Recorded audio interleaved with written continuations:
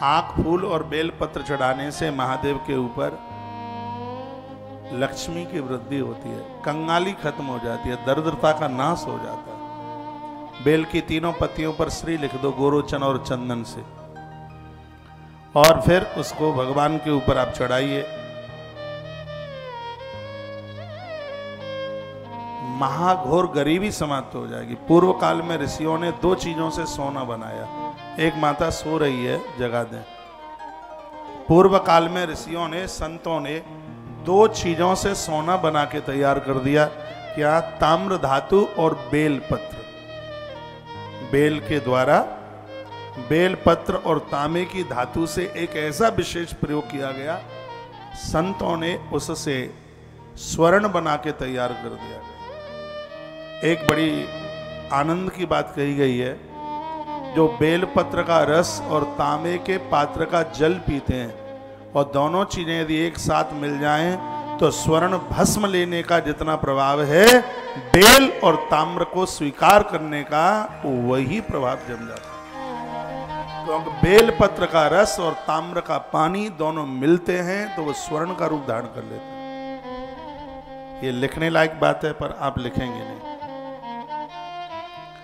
Bell की पत्तियां चबाना स्वास्थ्य के लिए बहुत बढ़िया है, लेकिन 2 पत्तियां ऐसी हैं जिनको भगवान को चढ़ाए बिना चबाने का अधिकार नहीं है, एक तुलसी और एक बेलपत्र। बेलपत्र को भी महादेव पर चढ़ाने के बाद ही लीजिए उसे, और तुलसी पत्र को भगवान पर चढ़ाने के बाद ही उसको अपने प्रयोग में लीजिए। बेलपत्र का रस और ताम्र के धातु का पानी दोनों मिलकर के ये स्वर्ण रूप धारण कर लेते हैं। पहले महात्मा लोग बहुत लंबी उम्र जीते थे। रात में वो तांबे का पानी और उसमें 2, 4, 5 पत्तियां बेलपत्र की डाल दी उन्होंने, और सुबह उस जल को पिया, और वह जल स्वर्ण भस्म का काम करता। ऐसा पानी गांठों में दर्द नहीं होने देता, पेट में गैस नहीं बनने देता। ये बेलपत्र की पत्ती पानी में ताम्र के लोटे में आपने डाली, रात भर पत्ता डला रहा, और सुबह उस जल को आपने पिया है, तो ये स्वर्ण भस्म का काम करता है।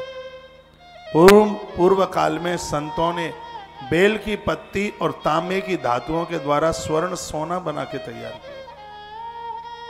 इतनी बड़ी उपलब्धि है ये। स्वास्थ्य के लिए यह एकदम बिल्कुल वरदान है। ऐसा आप कर सकते हैं। मैं तो करता रहता हूं, अब आपकी बारी है। बड़ी सुंदर बात ये कही है कि आपसे भूल से भी महादेव के ऊपर यदि बेलपत्र चढ़ गया है तो शंकर उस जीव को संपूर्ण पापों से मुक्त कर देते हैं। एक दिन मैंने आपको एक चांडालिनी की कथा सुनाई थी। वो भूल से उसने गुस्सा में आके बेलपत्र फेंका और महादेव की पिंडी पर गिरा। पिंडी फाड़ कर शंकर प्रकट हो गए। चांडालिनी उनको शंकर को प्रकट होते ही देव रूप उसने धारण किया, और उसके लिए दिव्य विमान आया, और उस विमान पर आरूढ़ होती हुई यह भगवत धाम के लिए, भगवान के धाम के लिए चली गई। इसलिए शिव के ऊपर बेलपत्र चढ़ाने की बहुत बड़ी महिमा है। जो भी कोई बेल वृक्ष का रोपण करते हैं, उनका पोषण करते हैं, गाय भैंस पशु पंछियों से उसको बचाते हैं, उसको कहते हैं संरक्षण। तो ये समझ लो कि महादेव से साक्षात करने का उन्हें 100% लाभ प्राप्त होगा। जो बेल वृक्ष की रखवाली करते हैं, पेड़ को लगाते हैं, उसमें जल सींचते हैं, ग्रंथ कहता है एक न एक दिन महादेव उनके सामने ऐसे आके खड़ा हो जाता है जैसे पुत्र के सामने पिता आके खड़ा हो जाता है। इतनी बड़ी महिमा इसकी है। इसलिए बहुत आग्रह पूर्वक निवेदन है, वृक्षों को काटिए मत काटना, इसको बचाइए। ये संपूर्ण धरती को जीवन देने वाला है।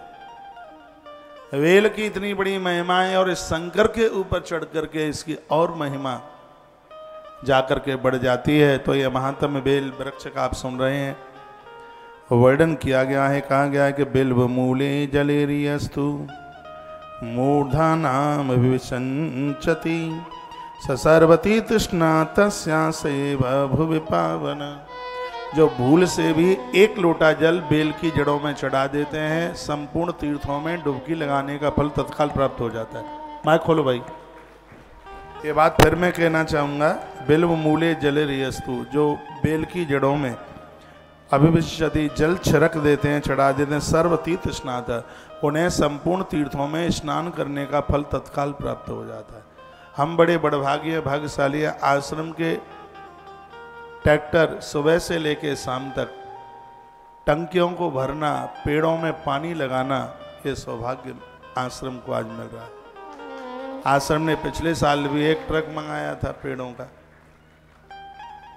बेल के बहुत पेड़ लगाए गए। अब के बार भी इस वर्ष में काफी जमीन खरीदी गई है और यह व्यवस्था की जाएगी। कल हरियाली तीज है, कल आश्रम में वृक्षारोपण आरंभ हो रहा है। वो कल हरियाली अमावस है और अमावस्या को पेड़ लगाना बहुत शुभ बताया गया है, तो कल उसका पूजन हो रहा है। वृक्षों का पूजन कल से शुरुआत की जा रही है। पूरा ये 3-4 महीना और बड़ी जोर से वृक्षों के ऊपर ध्यान दिया जाएगा। पूरे साल भर पेड़ों के लिए आप बहुत सहयोग करने के लिए आप कहते हैं महाराज जी पेड़ों के लिए, 3 पेड़ों के लिए, 5 पेड़ों के लिए। मैं कहता हूं पहले टाइम आने दो, जब पेड़ लगाए जाएंगे तब हम आपको बोल देंगे। तो भगवत कृपा से अब कल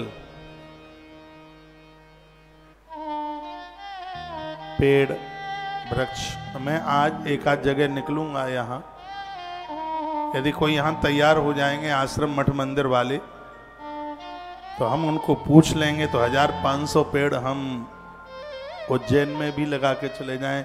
सिर्फ गाड़ने से कुछ होता नहीं है, बाद में वो पलने चाहिए। 3-4 साल में पेड़ तैयार होता है। बच्चों से ज्यादा केयर इसकी करनी पड़ती है।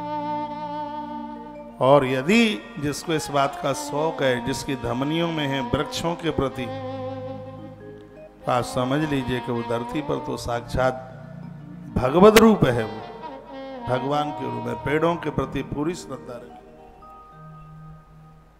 वृक्ष हैं, पीपल हैं, बरगद है, आम है, यह पेड़, नीम का पेड़ भी बहुत ज्यादा शुभ है। ऐसे पेड़ लगने चाहिए। एक बार जयकारा लगाइए, बोलो भक्तवत्सल भगवान की जय। ससर्वती तृष्णातः स्यास एव भुवि पावन। वो आदमी पवित्र हो जाता है जिसने बेल की जड़ों में पानी दिया है। बिल्व मूले जले रियस्तु मूलानार्मम विशंचति। नियम बना लो, 1 लोटा पानी जैसे आप सूर्य नारायण को देते हो, गैया का कच्चा दूध डालकर उस लोटे में 1 लोटा पानी आप बेल वृक्ष में डालिएगा, आपको संपूर्ण तीर्थ करने का फल प्राप्त हो जाएगा। एतस्य बिल्वमूल स्यात् लवालवमनुत्तमं जलाकुलं महादेवो दृष्टां तुष्टो भवत्लियम्। स्वयं भगवान महादेव के, भगवान शंकर के ये अद्भुत शब्द हैं। एतत् बिल्वमूलस्यः, जो बेल की मूल में, जड़ों में जो मट्टी लगाते हैं, मिट्टी, उसको मिट्टी रखते हैं जिससे पेड़ सुरक्षित रहता है। ऐसे लोगों को भूमि दान करने का फल प्राप्त हो जाता है। बेल की जड़ों में पेड़ लगाते समय जब उसमें जो आप मिट्टी रखते हैं ना, उसको मिट्टी में आप उसे दबाते हैं, उससे भूमि दान करने का फल प्राप्त हो जाता है। कितनी बड़ी बात है। तो इसके प्रति अपनी बहुत श्रद्धा रखिए, पूरी श्रद्धा रखिए। महादेव अति प्रसन्न होते हैं। जो मनुष्य बेल की जड़ में गंध, अक्षत, फूल आदि से उसका पूजन करता है, ऐसा व्यक्ति 100% शिवलोक की प्राप्ति करता है। तो वर्णन है इसमें यह भी, पूजेद बिल्वमूलम यो गंध पुष्पादि भिर्नर। फूल से, गंध रोली से पूजा करता है वह, तो शिवलोक ममाप्नोति, इसमें कोई संशय नहीं है, उसको शिवलोक की ही प्राप्ति होती है, उसका कोई शिवलोक रोक नहीं सकता।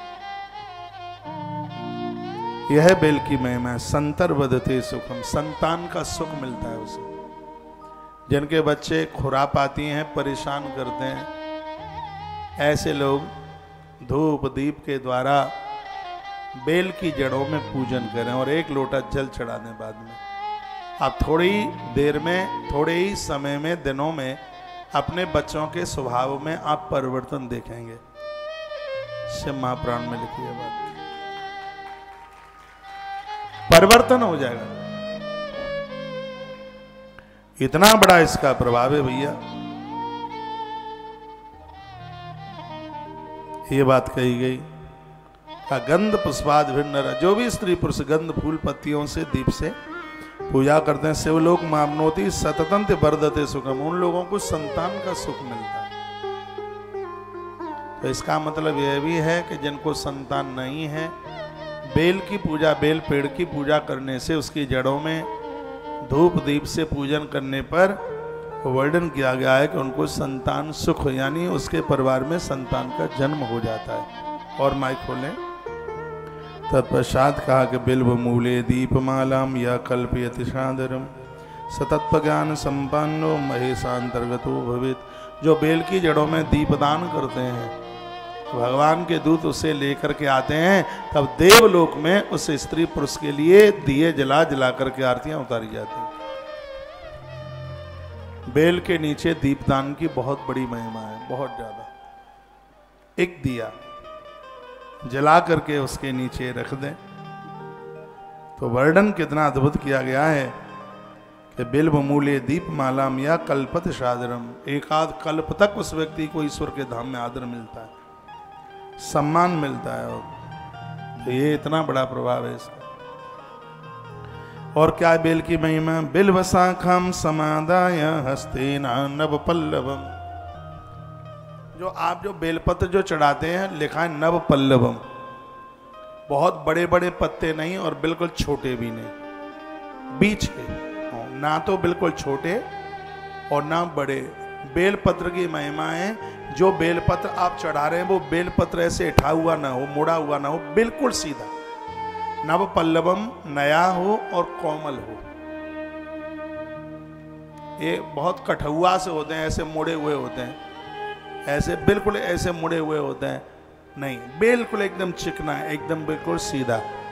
ना तो बहुत बड़ा हो पत्ता, नहीं तो इतने बड़े बड़े भी पत्ते आते हैं। ना तो बहुत बड़ा हो, ना बिल्कुल छोटा हो। नव पल्लव हो, कोमल हो, पल्लवित हो, धूल मिट्टी न लगी हो। नहीं तो कहा गया है कि बेलपत्र चढ़ाने से पूर्व एक रात्रि पहले गंगा जल में उसको डाला जाता है, दूसरे दिन उसको निकाला जाता है, सूती कपड़े से पोंछा जाता है और चंदन से उसके ऊपर ओम श्री राम नमः शिवाय जो भी आप लिख सकते हैं वो लिखा जाता है। जब उसके ऊपर वो सूख जाता है लिखा हुआ, उसके बाद महादेव के ऊपर उसको चढ़ाया जाता है। ये बेलपत्र चढ़ाने का विधान है। बात समझ में आ रही है कि हम ऐसे यूं ही बोल रहे हैं? तो कोई बहुत बड़ा ऐसा ना हो और ना बिल्कुल छोटा हो, बीच का हो, और उसके पत्ते बिल्कुल सीधे हों। एक रात्रि पहले उसे गंगाजल में डुबा दीजिए, दूसरे दिन सुबह निकालिए, सूती वस्त्र से, रुई इत्यादि से उसको पोंछिए, फिर उसके ऊपर श्री लिख दें, धन की कमी नहीं आएगी। क्लीम लिख दें, आपके घर पर किसी का जादू टोना टोटका चलेगा ही नहीं, क्लीम शब्द लिखा जाता है। ओम लिख दें, इष्ट सिद्धि हो जाएगी। ये लिख करके राम लिख दें, हरिओम लिख दें, अपने इष्ट का नाम लिख दें, और जब वो लिख करके सूख जाए बिल्कुल, फिर उसके बाद वो टाइम नहीं होता है, इसलिए कभी कभी 5-5 मैं भी चढ़ा देता हूँ। ज़्यादा से दिखाई देते हैं तो ज़्यादा चढ़ा देता हूँ एक साथ, नहीं तो ग्रंथ में लिखा है कि बेलपत्र चढ़ाने का मातम यही है, एक एक पत्ता चढ़ाएगा। ये नहीं कि बकटा भर करके ले महादेव, एक एक बेलपत्र चढ़ाने का विधान है। मैं कोशिश करूंगा कि अब एक ही एक चढ़ाऊंगा, लिखा है इसमें। एक एक बेलपत्र, क्योंकि मैं जो भी कुछ यहाँ पूजा में करता हूं तो मुझे देख के आप करते हैं, तो फिर मैंने बकटा भर के चढ़ा दिया तो आप कहाँ मानेंगे? आप कहेंगे जब महाराज ने चढ़ाया तो हम भी चढ़ाई देते।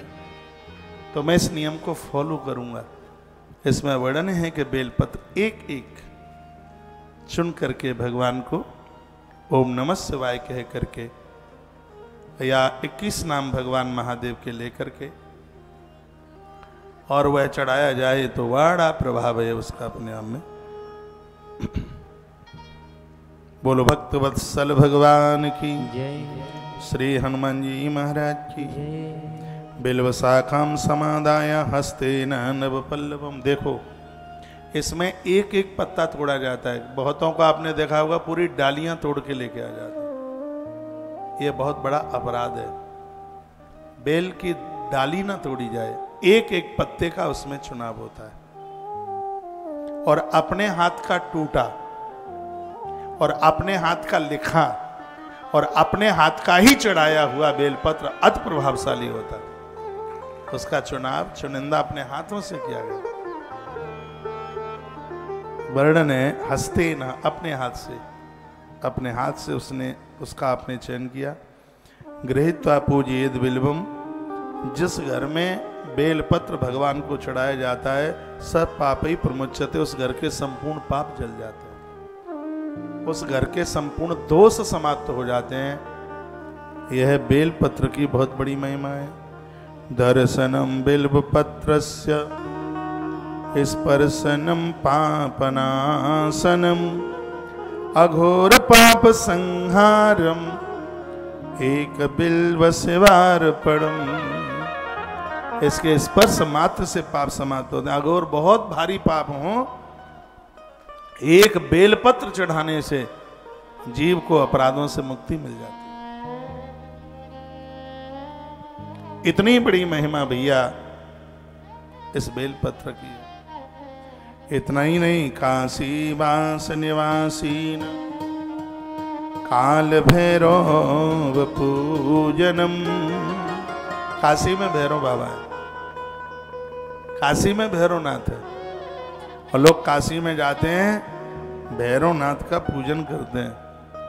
तो वर्णन क्या है, जो काशी में वास करता है, इसका अर्थ क्या है, जो जिंदगी भर काशी में वास करता है और वहाँ भैरवनाथ का दर्शन करता है, उससे जितना फल प्राप्त होता है 1 करोड़ बेटियों का कन्यादान करने से जो फल प्राप्त होता है, कोटि कन्या महादानम, वही फल श्रद्धा से एक बेलपत्र महादेव के ऊपर चढ़ा दिया जाए तो उतना फल प्राप्त हो जाता है। ऐसा बताते हैं महादेव की पिंडी पर जहां बेलपत्र चढ़ता है वो स्थान काशी हो जाता है। जहां पर बेल के बगीचे हैं वो स्थान काशी हो जाता है, अपने आप हो जाता है ऑटोमेटिक। उस भूमि को आप काशी की माटी समझिए। जहां बेल का बगीचा है और उसके सानिध्य में यदि किसी की मौत हो गई, किसी के प्राण निकल गए, तो उसको वही मुक्ति मिलती है जो काशी में मरने पर मौत मिलती है, मुक्ति मिलती है। यह है बेल की इतनी बड़ी महिमा है। मैं फिर कहूंगा, बेल वृक्ष काटे नहीं, ज्यादा से ज्यादा उसे लगाएं, उसे उजड़ने न दें। जूठे मुंह से आंवला, समी, बेलपत्र और तुलसी, इनको जूठे मुंह से पत्तियां तोड़ी नहीं जाती हैं। इनकी शुद्ध नाद होकर के ही इनके पत्तों का चयन होता है। तो गृहीत्वा पूजयेद बिल्वम बिल्वम सच पापी प्रमुच्यते। ये डिब्बा काय के लिए रखा है भाई? हाँ? चलता नहीं।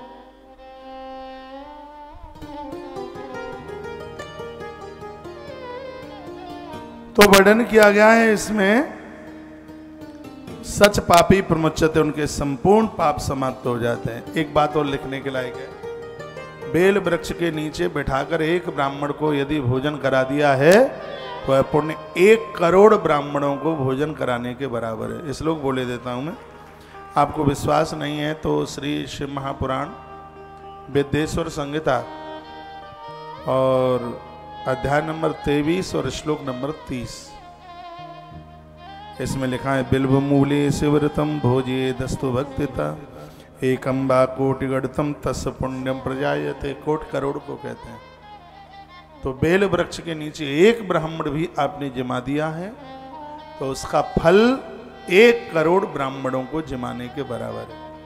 अब आप बताओ, आपके गमले में बेलपत्र होना चाहिए कि नहीं होना चाहिए? गरुए में लगाइए, घर के आगे कोई ऐसी खाली जगह है वहां लगाइए, लगाए। बेल वृक्ष की पूजा साक्षात भगवान महादेव की पूजा है। और महादेव के रूप इतने हैं कि एक संग कैसे पूजेंगे आप उन्हें? अब आप यहाँ हैं तो महाकाल को पूज रहे हैं, फिर कहीं जब जाओगे तो ओमकारेश्वर को पूज पाओगे, फिर आगे बढ़ोगे तो त्र्यंबकेश्वर को, फिर आगे बढ़ोगे तो घोषमेश्वर को, फिर और आगे बढ़ जाओगे तो मल्लिकार्जुन को पूज पाओगे, और आगे बढ़ जाओगे तो भीमा शंकर को पूज लोगे, और आगे बढ़ जाओगे तो बैजनाथ को, और आगे बढ़ जाओगे तो विश्वनाथ को, और आगे फिर इधर चले जाओगे तो पशुपतिनाथ को, और चढ़ते ही गए आगे बढ़ते गए तो केदारनाथ को आप पूज पाएंगे। इनकी पूजा करने में आपको चलना पड़ेगा, पहुंचना पड़ेगा, टाइम लगेगा। लेकिन इसमें वर्णन किया गया है जो बेल वृक्ष को वंदन प्रणाम करके और एक बेल पत्र भगवान के ऊपर चढ़ा देता है तो दुनिया में जहां जहां शंकर की पिंडी है संपूर्ण पिंडियों को पूजने का फल प्राप्त हो जाता है। ये अद्भुत बात है बेलपत्र। पूरी सृष्टि में जहां से लेके ब्रह्मांड ऊपर तक जहां जहां महादेव की पिंडी है उसके ऊपर एक बेलपत्र चढ़ाने से संपूर्ण महादेव बाबा की पिंडियों की पूजा हो जाती है। ये कमाल की बात है। आपके पास में 1008 रखे हैं बेलपत्र, आपको 1008 बेल पिंडियों के ऊपर आपको 1008 पिंडियां आपके पास रखी हैं, तो आपको 1000 पिंडियों के ऊपर चढ़ाने की जरूरत ही नहीं है। एक ही पिंडी के ऊपर जितना बेलपत्र चढ़ा सकते हैं चढ़ा दो, वहां जितनी है उनके ऊपर, और वहां जो नहीं है उनके ऊपर आपकी एक पिंडी पर चढ़ाई गई बेलपत्री सबको समर्पित हो जाती है। ये बेल की बड़ी अद्भुत महिमा है, बहुत बड़ा अद्भुत महात्म्य है। बिल्व मूलेश्वरत भोजे दस्तु भक्ति था एकम वा कोटि गढ़तम तस्य पुण्यम प्रजायते। एक ब्राह्मण को भोजन इसके नीचे बिठा करके करा दें, 1 करोड़ ब्राह्मणों को भोजन कराने का पुण्य तत्काल प्राप्त हो जाता है। यह महिमा बेल वृक्ष के प्रति, तुलसी के प्रति, आंवले समी के प्रति, पूज्य पेड़ हैं पीपल बरगद, इन वृक्षों के प्रति अपना समर्पण रखिए। भगवान महादेव बड़े खुश होते हैं। शंकर के ऊपर आप जो भी चढ़ा देते हैं निरर्थक नहीं जाता। भगवान शंकर के ऊपर यदि आपने चावल चढ़ा दिए तो कुंडवा बढ़ता है, वंश बढ़ता है, इसलिए तो उसका नाम चावल है। लिख लो, न क्षयति। बच्चों के माथे में भी दर्द नहीं होगा यदि महादेव के ऊपर आप चावल चढ़ाते रहेंगे। ऐसे धन तो मिलता ही है, इससे परिवार में सुख बढ़ता है। महादेव के ऊपर तिल चढ़ाने से कई जन्मों के पाप जल के राख हो जाते हैं। तिल, शंकर के ऊपर काले तिल चढ़ते हैं। सूर्य भगवान को अर्घ दो तो उसमें सफेद तिल डाले जाते हैं। अर्घ देते समय उसमें सफेद तिल डाला जाता है। खाने में सफेद तिल और पूजा में काला तिल धरती का वरदान है। एक बात फिर मैं और बोल रहा हूँ, खाने में गजक वगैरह जो आप खाते हैं ये सफेद तिल, पूड़ियाँ सेक करके आप जिसको यानी खाने पीने के काम में लेते हैं उसमें श्वेत तिल बहुत ज़्यादा प्रभावशाली है, और भगवान की पूजा में काला तिल बहुत ज़्यादा प्रभावशाली है। पूजा में सिर्फ ऐसे भगवान सूर्य नारायण है जिनके लोटा में श्वेत तिल डाला जाता, नहीं तो हवन यज्ञ तर्पण में सब में काला तिल चलता है, हवन में भी काला तिल। ये बातें आप भूल जाएंगे, लिख लिया करें। आप गजक बहुत खाते हैं, मुरैना और ग्वालियर भिंड साइड में तो भारी गजक चलती है, और वो गजक स्वास्थ्य के लिए बड़ी लाभदायक है। जो श्वेत तिल की गजक बनाई जाती है और वो महंगी भी बिकती है। पूजा में काला तिल, खाने में सफेद तिल बहुत ज्यादा प्रभावशाली है। एक बार जयकारा लगाइए, बोलो भक्त वत्सल भगवान जय। शंकर जी को जौ चढ़ाए जाते हैं। जौ बो दो पहले, वो हरे निकल के आ जाएं, तो जैसे बेलपत्र महादेव के ऊपर चढ़ाया जाता है, वैसे हरे जौ महादेव के ऊपर चढ़ाए जाते हैं। इससे घर में सुख समृद्धि बढ़ती है। संतान प्राप्ति के लिए भगवान महादेव के ऊपर गेहूं चढ़ाए जाते हैं। कल यहाँ पर मंगला गौरी का व्रत था, अनुष्ठान था, और मंगला गौरी खानदान परिवार को उम्र भी देती है और संतान भी देती है। यदि आप विश्वास करें तो आप सभी भक्तों की तरफ से हमने कल महादेव की पिंडी के ऊपर गेहूं चढ़ाए साबुत, इसलिए क्योंकि आपकी संतान में वृद्धि हो, आपके घर और कुनबे में किसी भी प्रकार की कमी ना आवे। यह है भगवान को गेहूं, साबुत गेहूं चढ़ाने से यह सौभाग्य प्राप्त होता है। गेहूं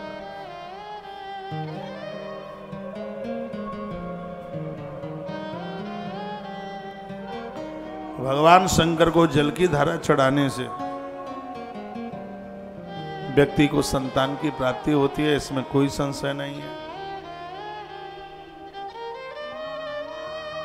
पति और पत्नी दोनों को संतान नहीं हो रही है, सुनो मेरी बात सुन लो, काम में आएगी, फायदे में। और मेडिकल जांच में यह कह दिया हो कि स्त्री संतान को जन्म देने के लायक नहीं है या पुरुष जन्म देने के लायक नहीं है, तो वर्णन किया है कि गौ माता के शुद्ध देसी घी से अभिषेक करने पर उस पति और पत्नी के वो रोग समाप्त हो जाते हैं जिनकी वजह से उन्हें संतान नहीं हो पा रही है, और परमात्मा महादेव उस घर की वंश वृद्धि को आगे बढ़ा देता है। ये घी से भगवान शंकर का रुद्रा अभिषेक करने का इतना बड़ा महत्व है, वंश वृद्धि के लिए बड़ा अद्भुत है। ग्रंथ के द्वारा जिनके बच्चे पढ़ने में बहुत ज्यादा कमजोर हैं, कल हम करेंगे काम। मीठे दूध से भगवान शिव का अभिषेक करके मेमोरी ताकत बढ़ जाती है, मस्तिष्क ज्ञान बढ़ जाता है। इतना बड़ा प्रभाव मीठे दूध से। कच्चा दूध, गर्म दूध देवताओं के ऊपर नहीं डाला जाता। यह चीजें बड़ी अद्भुत है। जितना शिव पुराण और लिंग पुराण में इसका वर्णन है, वो दूसरी जगह कहीं और तीसरी जगह मिलता नहीं। तो मैं आपको महिमा बेल की सुना रहा हूं। बिल्व मूले शिवरतम भोजे दस्त भक्तिता एकम बा कोटि गुणतम तस्य पुण्य प्रजायते। बेल वृक्ष के नीचे एक ब्राह्मण को आपने भोजन करा दिया है तो उसका फल 1 करोड़ ब्राह्मणों को भोजन कराने के बराबर है। अपने अपने घर में गमलों में बेल पेड़ लगाइए।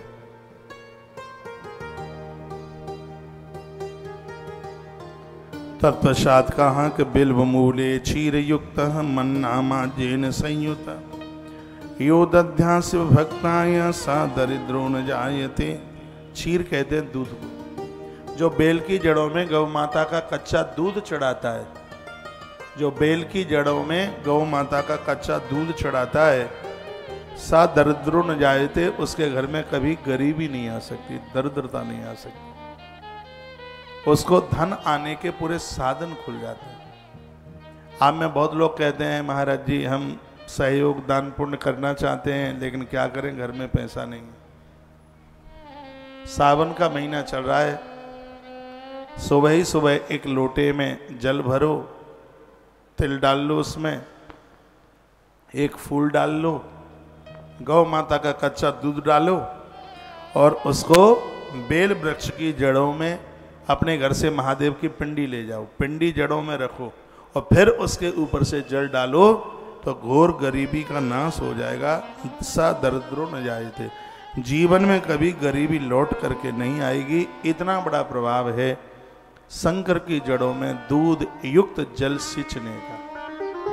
और वहां शिव की पिंडी रखी हो तो फिर तो बात ही क्या। महादेव इतने प्रसन्न हो जाते हैं, बेल वृक्ष के नीचे यदि शिव की पिंडी की स्थापना की जाए अति प्रसन्न हो जाते हैं। शंकर तो कहते हैं वो मेरे लिए कार्तिकेय और गणेश की तरह प्रिय हो जाते हैं जो बेल वृक्ष के नीचे मेरी स्थापना करते हैं।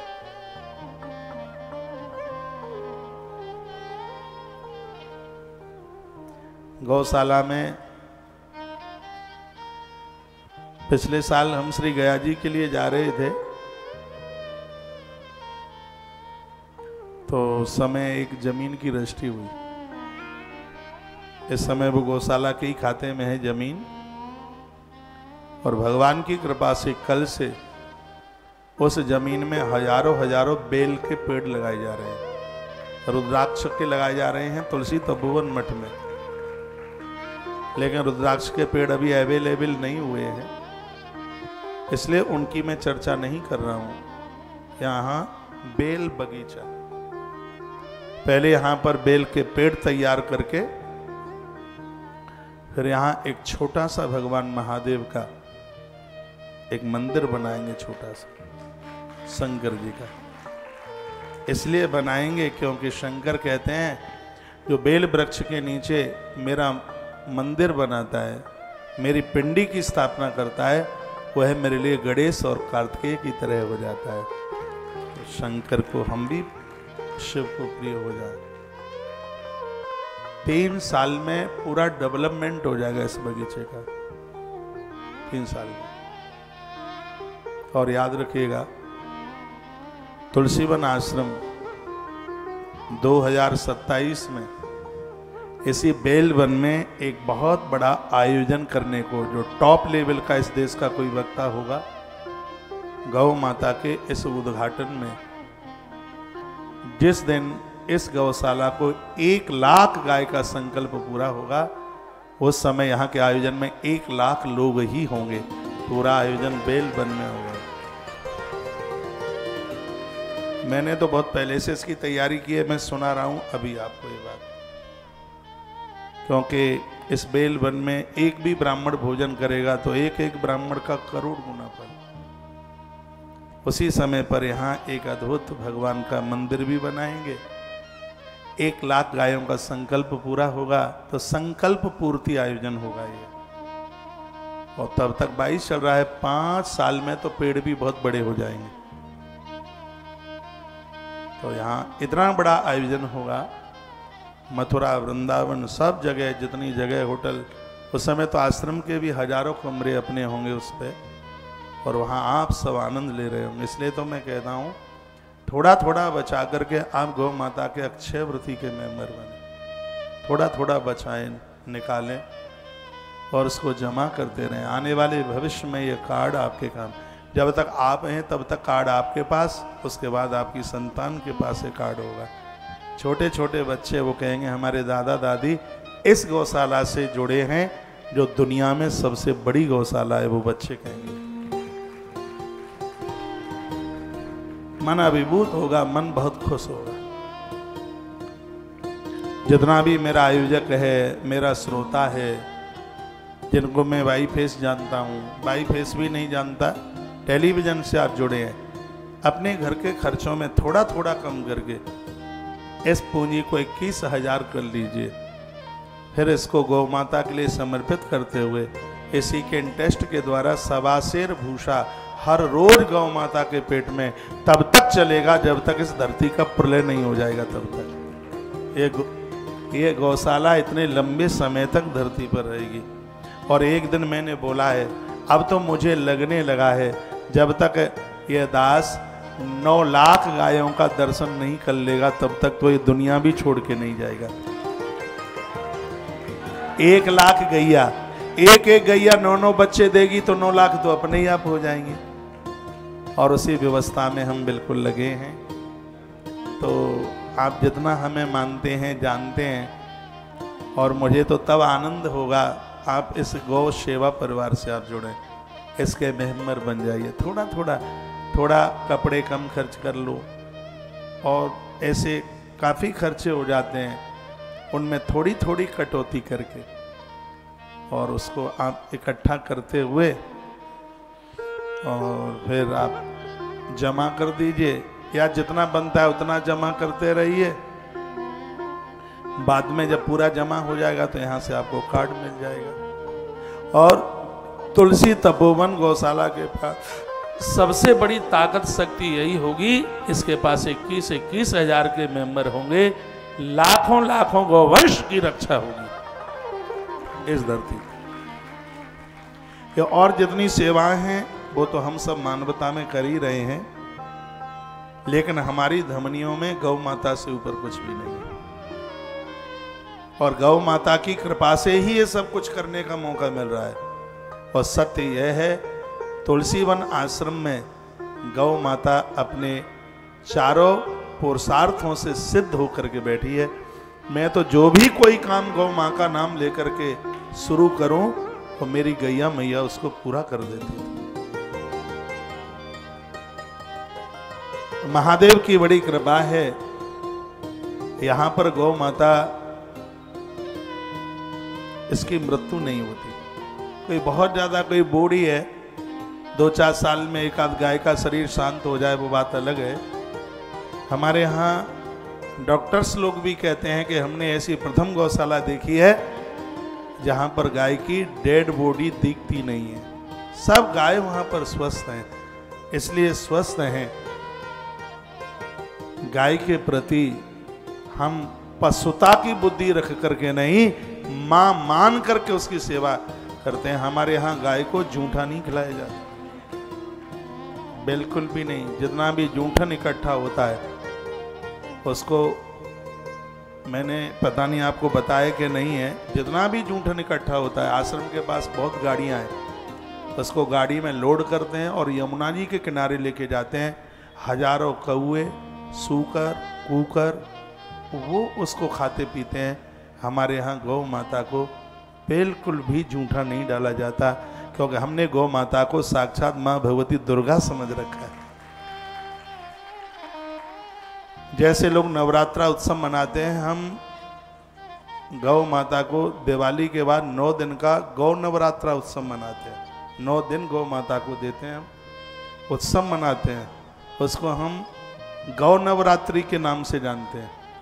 जो पड़वा से लेकर के, द्वितीया से लेकर के और वो देवउठनी एकादशी तक, पूर्णमासी तक जो कार्यक्रम चलता है, बड़ा अद्भुत होता है।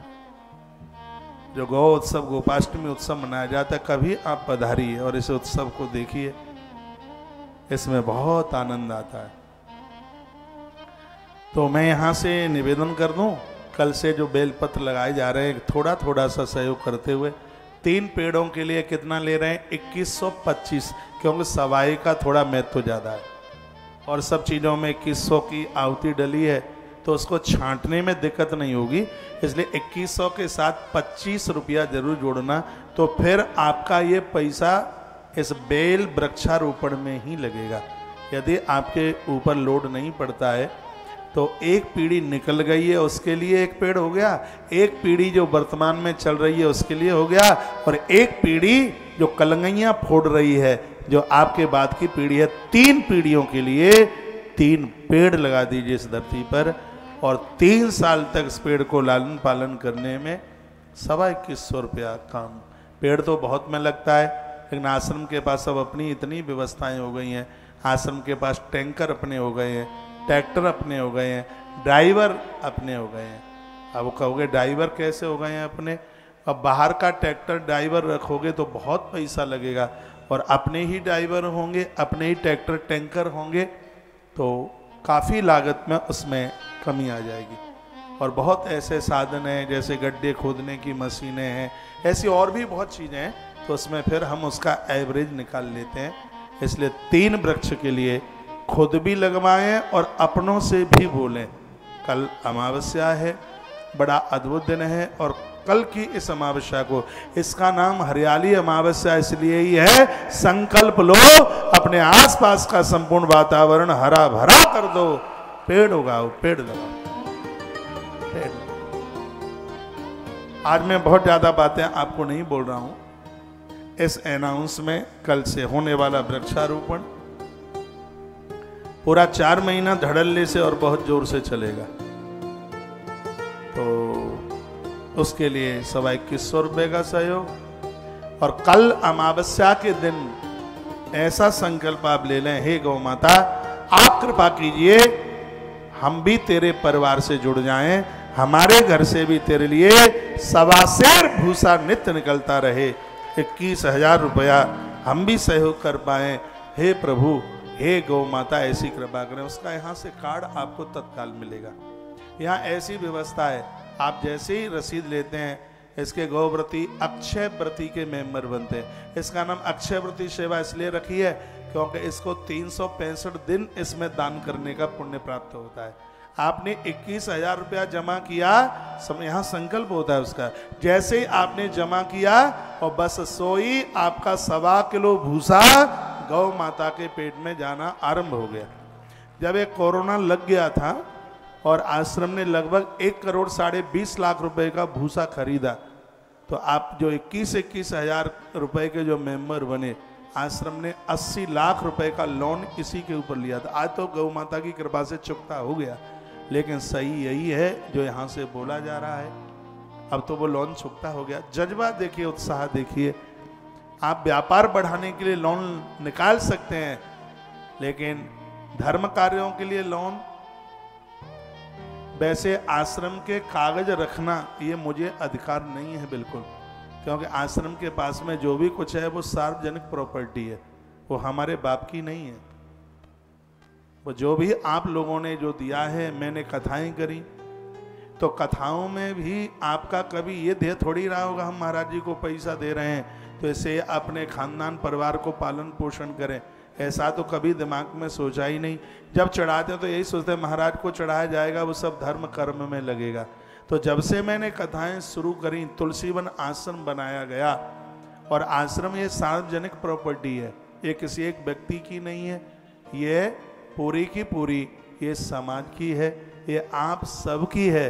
लेकिन कभी जरूरत पड़ने पर, ऐसी जरूरत पड़ गई थी कि मैंने आश्रम के कागजों को लिया और मैं पीएनबी बैंक पहुंच गया कागज रखने के लिए। एक जमीन ली थी जिसमें नंदीशाला बनाई गई थी, और वो आदमी इतना परेशान कर रहा था, इतना परेशान कर रहा था, ज्यादा, बहुत ज्यादा, और पैसा 50 लाख रुपया उसको दे चुके थे एडवांस में, बिना लिखा पढ़ी के। वो बोलता है कि या तो रजिस्ट्री कराओ और या फिर तुम्हारा पैसा जाएगा। और मैं बड़ा परेशान, ये मन सोचिए कि हमारे ऊपर परेशानियां नहीं आती, परेशानियां आती हैं लेकिन हम लोग घबराते नहीं हैं। मैं कागज लेकर के बैंक पहुंचा। बैंक में मुझे कहा महाराज जी 3 दिन की छुट्टी पड़ गई है। दूसरे दिन मुझे बहादुरगढ़ कथा में जाना था। मैंने उस व्यक्ति को कहा कि मुझे 8 दिन का मौका दे दे, मैं कथा करके लौटता हूँ। ये 2016 के नवंबर की बात है, और मैं वहाँ पहुँचा कथा के लिए। कथा भी पूरी नहीं हो पाई तब तक 8 नवंबर 2016 में नोटबंदी हो गई। मैंने कहा भैया पैसा पूरा है, लेगा? बोलता है अभी नहीं लूँगा क्योंकि नोट बंद हो चुके हैं। पैसा था नहीं बिल्कुल भी, लेकिन मैंने उसको फ़ोन किया। मैंने कहा पैसों की व्यवस्था हो गई है, पैसा लेगा। और भगवान की कृपा से लोन लेने की जरूरत नहीं पड़ी। फिर इतनी कथाएं नोटबंदी में भी की कि जहां नंदीशाला बनी उस जगह की रजिस्ट्री हो गई आराम से। ईमान कोई चीज है, और मैं भगवान महाकाल की धरती से बहुत ईमानदारी के साथ बोल रहा हूं। नोटबंदी के समय में हमारे पास ऐसे ऐसे लोग आए थे, वो कहते महाराज जी ये लो 5 करोड़, इसको हमें 1 नंबर का करके दे दो, आधे तुम्हारे आधे हमारे। हम भगवान महाकाल के दरबार में बैठे हैं, हमने 2.5 रुपए का भी कोई गलत काम नहीं किया। 2.5 करोड़ तो बहुत होता है। हमने कहा मेहनत ज्यादा कर लेंगे, हम सरकार को धोखा नहीं देंगे, क्योंकि मैं जितना राम को प्रेम स्नेह पूज्यता का भाव रखता हूं, भारत माता के चरणों में भी मेरी पूज्यता उतनी है। हम गौशाला का 55,000 रुपया महीने का बिल भरते हैं। कौन है जो गौशालाओं का बिल भरेगा? हम बिजली का बिल भरते हैं 55,000 रुपया, 60,000 रुपया, 45,000 रुपया, इसके बीच में ही बिल आता है। और जब वो बिल भरा जाता है तो हमें लगता है कि हमने आज राष्ट्र के नाम भी एक आहुति डाल दी है। बस मन जैसा बना लो, उससे क्या कोई कमी आ गई? नहीं भरते तो वैसे ही रहते, आज भर रहे हैं तो भी वैसे ही। ज्यादा खर्चा है तो थोड़ी भीख ज्यादा और मांग लेंगे, और क्या है। काम तो कोई रुकेगा नहीं। और भगवान के लिए यदि मुझे झोली भी फैलानी पड़े तो मुझे कोई चिंता की बात नहीं है। अपने लिए तो कभी मांगूंगा नहीं। गंगाजल लेकर के सौगंध खाई है और मेरे 2 बोल बोलने पर गौ माता का हित होता है तो खुले मंच से बोलने में मुझे कोई दिक्कत नहीं होगी। ये बात मैं इसलिए भी बोल रहा हूं क्योंकि हमें कोई कांटेक्ट ना करे 2 नंबर के पैसे को 1 नंबर का बनाने में। क्योंकि हमारे पास 80G है, हमारे पास 12A है, हमें टैक्स नहीं देना पड़ता। नहीं तो कुछ संपत्ति के बाद 30% टैक्स देना पड़ता है, लेकिन हमें ट्रस्ट के ऊपर टैक्स नहीं देना पड़ता। लेकिन जितना भी सामान खरीदते हैं उसके ऊपर GST जरूर भरते हैं। 1 रुपए का भी कोई गलत काम, नकली काम नहीं होता। तो मैं व्यासपीठ से कहता हूँ आप टैक्स भरो। आप टैक्स नहीं भरेंगे तो रोड कैसे बनेंगे? आप टैक्स नहीं भरेंगे तो अस्पताल कैसे बनेंगे? आप टैक्स नहीं भरेंगे तो विद्यालय कैसे बनेंगे? और हमें ही टैक्स की चोरी करें और आपको उपदेश दें तो वो तो कथा के भटा हो जाएगा। फिर पर उपदेश कुशल बहु तेरे। मैं चाय मत पीना तब ही बोल सकता हूं जब मैं चाय नहीं पीता। और 1 लीटर मैं चाय पीऊं और आपको कहूं चाय मत पीना और आप मुझे पीते हुए देख लें तो आप ये कहेंगे कि तो सब नकली आदमी है, नकली बात करता है। जो हम संदेश जगत को छोड़ना चाहते हैं उन उपदेशों को हम स्वयं में भी तो पालन करें। व्यासपीठ से कुछ मैंने ज्यादा ही बातें बोल दी हैं। टाइम 3:05 हो गया है। एक बात मैं फिर कहूंगा, कल के महारुद्राभिषेक से चूकना मत। कल पूर्वजों के निमित्त अभिषेक है और कल का अभिषेक आपकी संतति के लिए, बच्चों के लिए, क्यों कल गुरुवार है और कल अमावस्या भी है। कल तर्पण भी है, नांदीमुख श्राद्ध भी है कल, और कल रात्रिकालीन बेला में दीपदान भी है। इतना सा कार्य देखो, यहाँ कार्य बड़े नियम के साथ। कल रात्रि को यहाँ धर्म यात्रा में श्री वीरेंद्र भदौरिया जी, वीरेंद्र सिंह भदौरिया, मैं तो बड़ा खुश हो रहा था जब वो बोल रहे थे कि मैं 60 साल का हो गया हूं, लेकिन इतना बढ़िया महारुद्राभिषेक मैंने तो पहले कभी नहीं देखा। और ऐसा नहीं था कि मैंने उन्हें बोल दिया हो कि तुम ऐसा बोल देना, नहीं।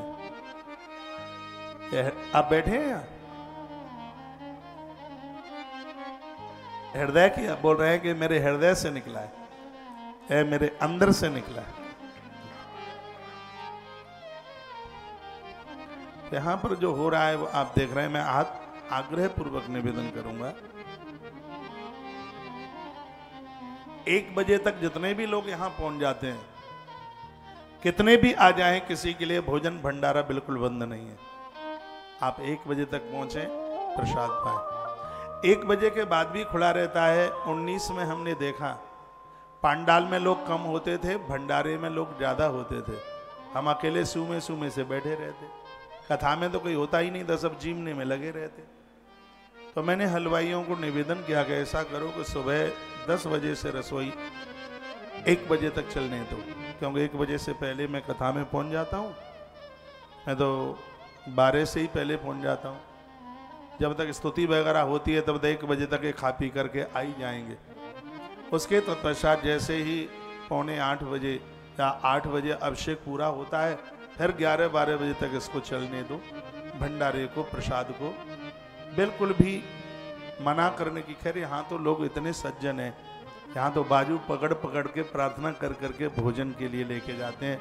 आप उज्जैन के किसी भी क्षेत्र में आप रुके हों, अपना अधिकार समझ करके प्रसाद यहीं पाइए, भोजन यहीं लीजिए। यह प्रार्थना है। सिर्फ पिंडी को निला करके ही अनुष्ठान पूरा नहीं होगा। जब आप लोगों को संतुष्ट होकर यहाँ प्रसादी मिलेगी तो हमें लगेगा कि एक बहुत बड़ा रुद्र यज्ञ पूरा हो गया है। कहीं भी रुके आप उज्जैन में, तालियां तो बजाना मत, क्योंकि लाज लगती है। बिल्कुल बात कितनी भी बजनी को, आपने तो संकल्प लिया है महाराज चाहे जितना बोलो हम ताली नहीं बजाएंगे, लेकिन हम आपसे ताली बजवा के ही छोड़ेंगे। देखो बजा रहे, प्रसाद फलियार सब व्यवस्था होती है। महाकाल के दर्शन करने के आए, टीवी पर मुझे आप सुन पा रहे हैं, ये तो सोचना ही मत कि उज्जैन में प्रसाद कहाँ लेंगे। सगुन गार्डन पंचायती अखाड़े की रसोई आपकी प्रतीक्षा में है, आप प्रसाद यहीं लीजिए।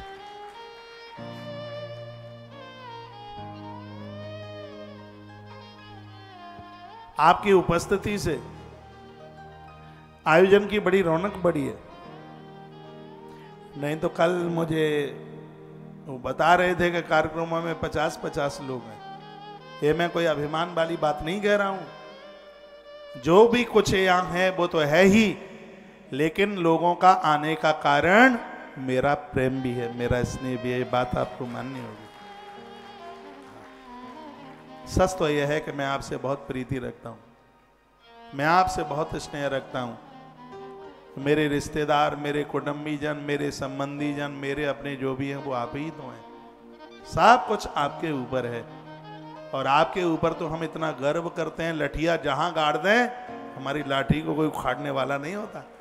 आपके ऊपर हर काम में सफलता मिलती है। आपसे हमारी रौनक है, आपसे ही हमारा रूप है, आपसे ही हमारा वैभव और आपसे ही हमारी तरक्की है। ये समझ लीजिए, आपके ही तो बलबूते पर ये इतने बड़े आयोजन हो रहे हैं, इतने काम हो रहे हैं। आज वृंदावन की धरती पर इतना बड़ा गौ सदन और कैंसर हॉस्पिटल की योजना ही नहीं, स्थापना, जिसमें 125 करोड़ 125 करोड़ से ज्यादा रुपया लगेगा। ये क्या ऐसे ही कुछ बोल दिया है? ये सब आपके बलबूते बोल दिया और ये हो जाएगा, बहुत जल्दी हो जाएगा। उससे पहले तो रामेश्वरम का आश्रम निर्जला एकादशी तक बना के तैयार करना है। जो जेठ में पड़ती है ना निर्जला एकादशी, गंगा दशहरा, ऐसा बताते हैं कि गंगा दशहरे का महत्व तो रामेश्वरम में बहुत ज्यादा होता है। तो गंगे दशहरे तक, निर्जला एकादशी तक और ये आश्रम बन के तैयार हो जाए। अगली बार अधिक मास पड़ रहा है तो कुछ दिन रामेश्वरम में निकल जाए, कुछ दिन जगन्नाथपुरी में निकल जाए, क्योंकि हरिहर दोनों को जोड़ना है, और कुछ दिन देवघर में बैजनाथ में निकल जाए और 5-7 दिन महाकालेश्वर की भूमि में निकल जाए। तो उसके लिए दिन रात लगे हैं, बड़ी जोर से लगे। दिन को दिन, रात को रात नहीं कही जा रही है। इन सब कार्यों में आपसे, मैं आपको नहीं कह रहा कि आप ऋण, आप कर्जा निकालें, लेकिन आपके पास आपकी जरूरत से ज्यादा है।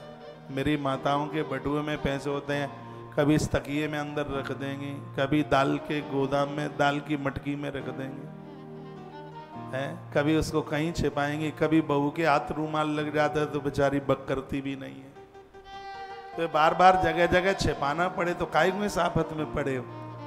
छिपाने की जरूरत ही नहीं पड़े, परमात्मा के बटुए में जमा कर दो इसको, गौ माता की तिजोरी में जमा कर दो, जैसे वह कार चलता रहेगा, ये तो फिर भर जाएगा।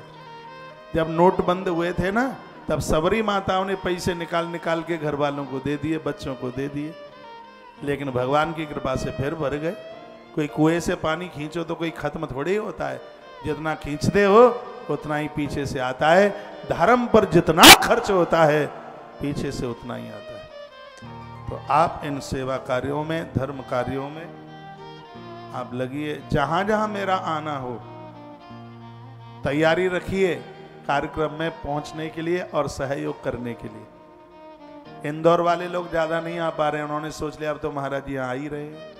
हाँ बिल्कुल आ रहा हूँ, बटुए की चैन खोल के रखना। ओमकारेश्वर आना हो रहा है, पाटीदार लोगों के गांव बहुत है उस एरिया में। धार है, महेश्वर है, कोची है, कुछ क्या कुछी है, क्या है, ऐसा कुछ है, कुछी है ना। हाँ उधर मेरी कथा हुई, बड़े मोटे पाटीदार लोग हैं, अरे बड़े बड़े धनवान हैं, ऐसे बांधते हैं स्वाफा लपेट करके। हाँ कुर्ता उतना साफ सुथरा नहीं होता, लेकिन गड्डियां चमकती हुई रखते हैं उसमें। हाँ तो जहाँ भी मेरा उधर ओमकारेश्वर मेरा आना हो रहा है, आप अवश्य में पधारिए। 14 तारीख को 10 बजे से 1 बजे तक का कार्यक्रम उधर है और वहाँ से पूरा का पूरा कार्यालय संघ चलेगा। आजकल मैं जहाँ जाता हूँ कार्यालय संघ चलता है, क्योंकि इस सेवा कार्य को ये कार्यालय ही तो बड़ा ताकत। यहाँ भगवान गणेश का पूजन करके लोग बैठते हैं। गणेश रिद्धि सिद्धि के देवता हैं, तो सब कार्य बड़ा सफल होता है। ओमकारेश्वर में भी हम होंगे और परदेसीपुरा माँ कनकेश्वरी मंदिर, जिसे सफ़ेद मंदिर भी कहते हैं, तो वहाँ लगभग 2 बजे से लेकर 6 बजे तक कार्यक्रम है। माँ अहिल्याबाई का जीवन चरित्र शक्ति साधना, उसको भी आप जरूर सुनिए। 15 अगस्त स्वतंत्रता दिवस हमारे और आपके लिए एक बहुत बड़ा पर्व का दिन है, और उसी दिन अपना भारत और गणेश महात्म्य, मुंबई कांदीवली ठाकुर विलेज, इस पवित्र परिसर से एक दिन का कार्यक्रम 10 बजे से लेकर के 3 बजे तक का टाइम है। मुंबई वाले भक्त लोग सुन पा रहे हो आप, तो आप जरूर पधारिएगा। आपके खूब फोन आते हैं, आश्रम को बड़ा आपका सहयोग भी मिलता है। कैंसर हॉस्पिटल के लिए और गौ माता के लक्ष्य गाय के संकल्प पूर्ति के लिए सब आयोजन हो रहे हैं, और वहाँ कार्ड बनाने की भी, हर कार्यक्रम में कार्ड तत्काल बनाने की वो भी व्यवस्था, रसीद, प्रसाद, स्मृति चिन्ह सब चीज़ प्रदानित होगी।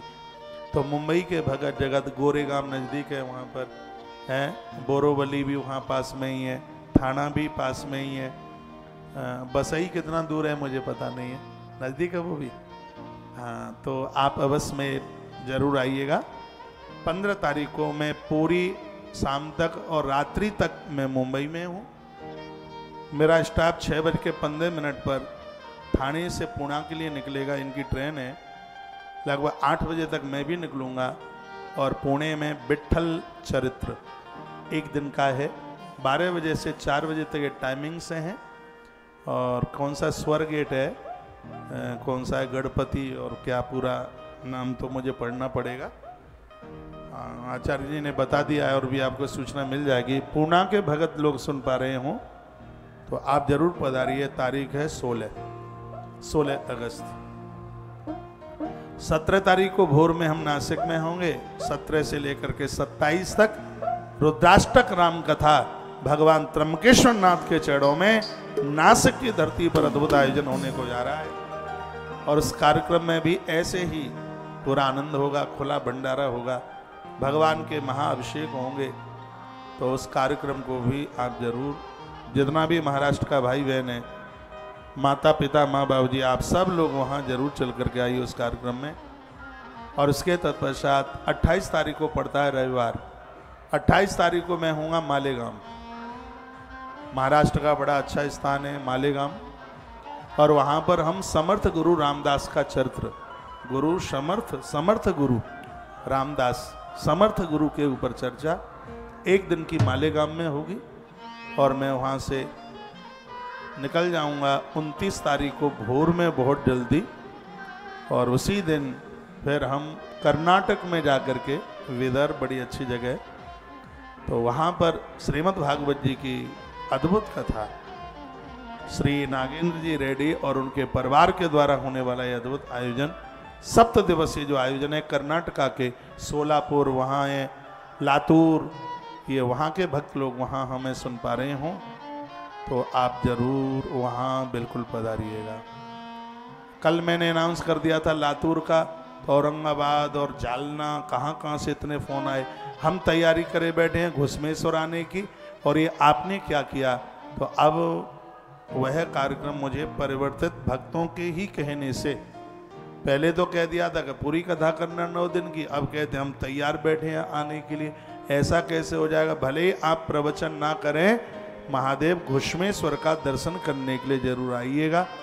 तो पहले तो प्रोग्राम कैंसिल कर दिया था, लेकिन अब 29 तारीख को भगवान घुसमेश्वर का दर्शन करके फिर वहाँ से कर्नाटक के लिए निकलना होगा, और उसी दिन शाम के समय कथा आरंभ कर देंगे। भले 1 घंटे की उस दिन कथा करें, शाम को कर देंगे कथा 29 को। 30 तारीख से विधिवत फिर पूरा 4-5 घंटे का कार्यक्रम रोज का होगा। तो यह सूचनाएं थी। तो जहाँ जहाँ के अनाउंस हुए हैं वहाँ आप अवश्य में इन कथाओं में आइए, और बहुत आनंद आएगा। आप बोर नहीं होंगे, कुछ बदलने का, परिवर्तन करने का सौभाग्य प्राप्त होगा। एक बार जयकारा लगाइए, बोलिए भक्त वत्सल भगवान की जय, आज के आनंद की जय, जय जय जय जय जय जय। गौरा रानी पूछ रही कहाँ मिलोगे महादेव।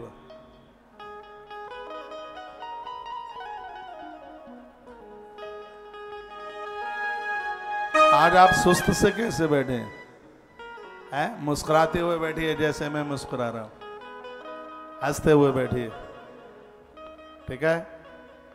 कल की कथा मन छोड़ना, कल अमावस्या। स्वर दे।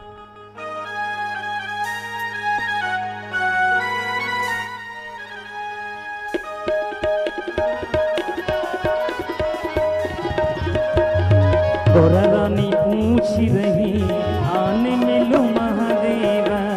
गौरा रानी पूछ रही आने मिलो महादेवा। आने मिलो महादेवा, आने मिलो महादेवा, आने मिलो महादेवा, आने मिलो महादेवा। गौरा रानी पूछ रही आने मिलो महादेवा। गौरा रानी पूछ रही आने मिलो महादेवा।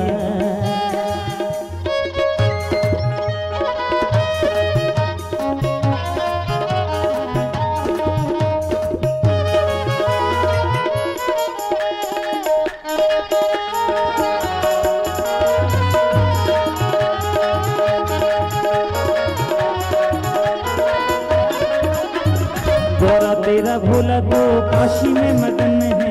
गौरा तेरा भोला तो काशी में मगन है। गौरा तेरा भोला नीलकंठ, नीलकंठ, नीलकंठ में मगन है।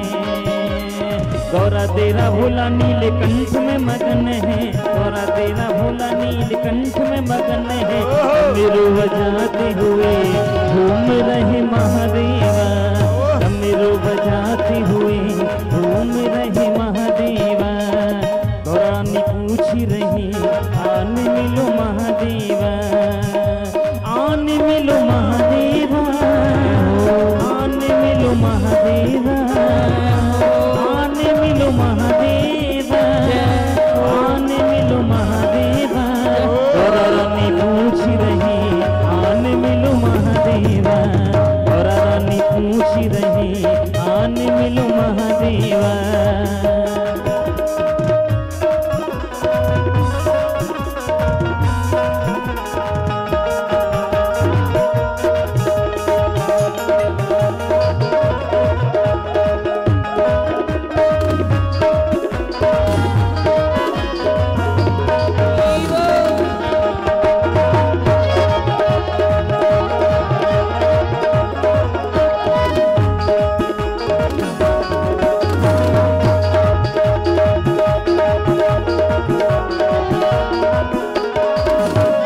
गौरा तेरा भोला कैलाश में मगन है। गौरा तेरा भोला कैलाश में मगन है। धूनी रमाते हुए बैठे हैं महादेवा। धूनी रमाते हुए बैठे हैं महादेवा। आने मिलो महादेवा, आने मिलो महादेवा, आने मिलो महादेवा, आने मिलो महादेवा। गौरा रानी पूछ रही आने मिलो महादेवा। गौरा रानी पूछ रही आने मिलो महादेवा।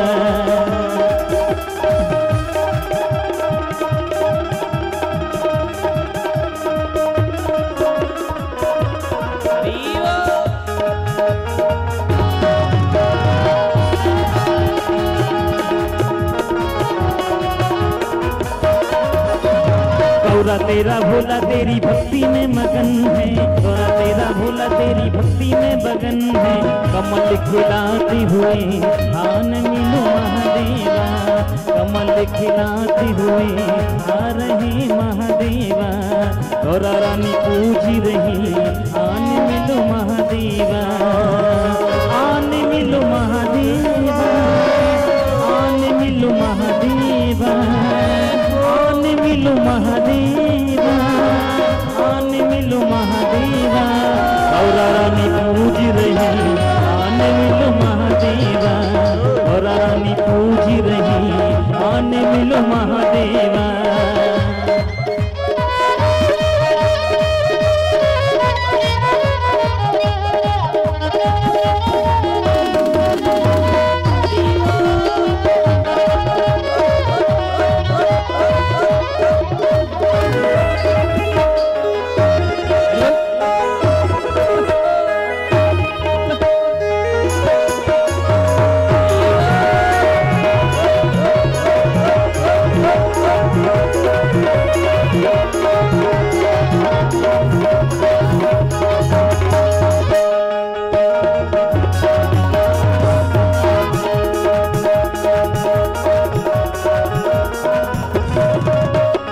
गौरा तेरा भोला तेरी बूटी में मगन है, गौरा तेरा भोला तो बूटी में मगन है, बूटी में मगन है, बूटी में मगन है, बूटी में मगन है, बूटी में मगन है।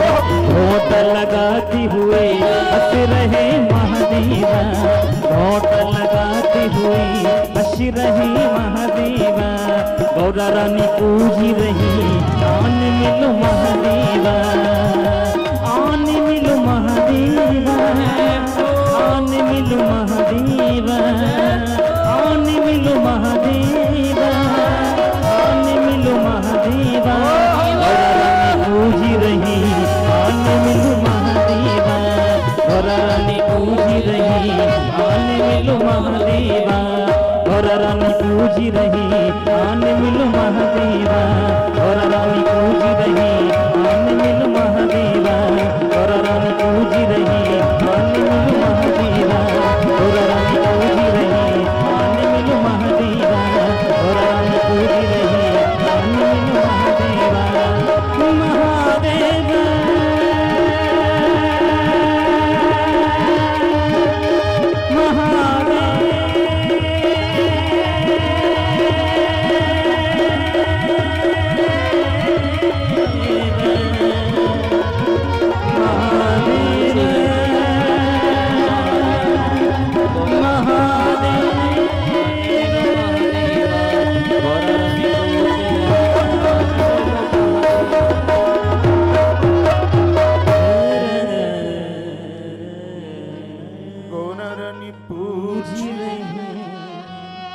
आन मिलो महादेवा, आन मिलो महादेवा,